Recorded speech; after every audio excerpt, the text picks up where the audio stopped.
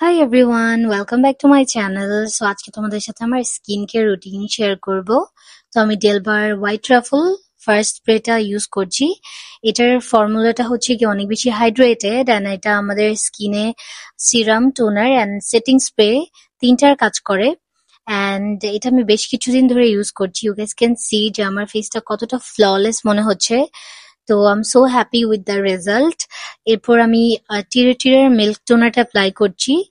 আর এটা আমি বেশ অনেকদিন ধরে ইউজ করছি। আর এই সবগুলো প্রোডাক্ট তোমরা পেয়ে যাবে। আম, না, আই থিঙ্ক সবগুলো প্রোডাক্ট না, এই টিরেটিরের এই মিল্ক টোনারটা তোমরা পেয়ে যাবে হচ্ছে গিয়ে অথেন্টিক মেকআপ স্টোর বিডিতে। তারপর আমি সেরাভির এই আই ক্রিমটা ইউজ করছি। আর আমি প্রত্যেকটা প্রোডাক্টই আসলে অনেকদিন ধরে ইউজ করে দেন আমি হচ্ছে গিয়ে এখন ভয়েস ওভার দিচ্ছি। আর এখন ইউজ করবো হচ্ছে 147 এর ডক্টর এলথিয়ার এই ক্রিমটা।